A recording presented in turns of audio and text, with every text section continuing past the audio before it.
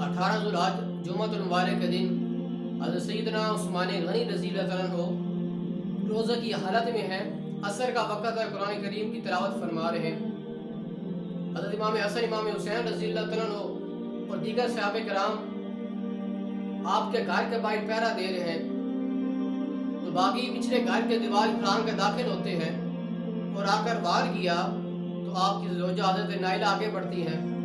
جب وار کو روکنے لگی تو آپ کی انگلیاں کٹ گئی، پھر دوسرا وار کیا گیا تو حضرت سیدنا عثمان غنی رضی اللہ عنہ کا دایاں ہاتھ کٹ کے گر گیا۔ آپ نے فرمایا، آپ نے افسوس کیا اور فرمایا کہ تم نے میرا وہ ہاتھ کاٹ دیا ہے کہ جس سے میں وحی کی کتابت کیا کرتا تھا۔ قرآن کریم کی تلاوت کرتے ہوئے آپ کا خون اس آیت مقدسہ پر گرا، فَسَيَكْفِيكَهُمُ اللَّهُ وَهُوَ السَّمِيعُ الْعَلِيمُ، اس آیت مقدسہ پر آپ کا خون مبارک گرا۔ تو حضرت سیدنا عثمان غنی رضی اللہ عنہ مظلوم شہید کیے گئے، بھوکے اور پیاسے شہید کیے گئے، ظلماً شہید کیے گئے۔ حضرت عبداللہ بن عمر رضی اللہ عنہ فرماتے ہیں کہ حضور فتنوں کا ذکر فرما رہے تھے کہ بہت زیادہ فتنے ہوں گے، تو ایک قریب سے شخص گزرا جس نے اپنا چہرہ مبارک چھپایا ہوا ہے، تو حضور نے اس کی طرف اشارہ کر کے فرمایا کہ یہ شخص اس وقت حق پہ ہوگا۔ تو حضرت عبداللہ بن عمر فرماتے ہیں کہ میں اٹھا، میں اس کے پیچھے گیا تو میں نے دیکھا کہ وہ عثمان غنی تھے، تو میں نے ان کا چہرہ حضور کی طرف کیا اور فرمایا ہاذا، کہ یا رسول اللہ یہ شخص ہے؟ تو حضور نے اشارہ فرمایا ہاں یہ شخص جب بہت زیادہ فتنے ہوں گے اس وقت یہ حق پر ہوگا۔ تو حضرت سیدنا عثمان غنی رضی اللہ عنہ حق کہہ رہا ہوں کہ مسافر ہیں جنہیں حضور کے زبان سے شہید کہا گیا۔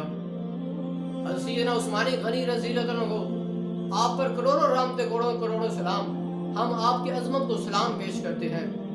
حضور کریم علیہ السلام کے پیارے محبوب یا سیدنا عثمان غنی رضی اللہ عنہ کا یہ کارنامہ تھا کہ جنہوں نے امت کو بہت زیادہ فتنوں سے محفوظ کیا۔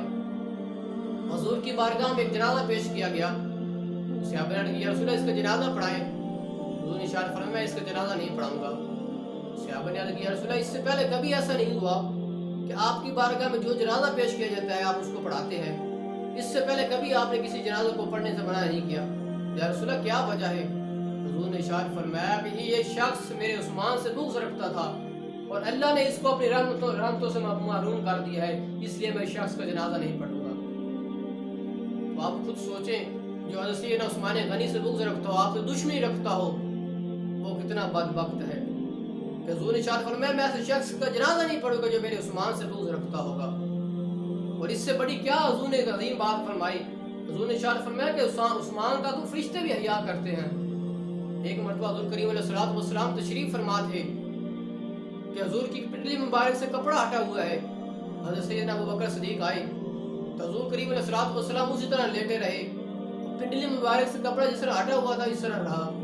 پھر حضرت سیدنا عمر فاروق آئے، پھر حضور کریم علیہ السلام اسی حالت میں رہے، لیکن جب حضرت سیدنا عثمان غنی آئے تو حضور فوری اٹھ کے بیٹھ گئے اور پنڈلی کے اوپر کپڑا دے دیا۔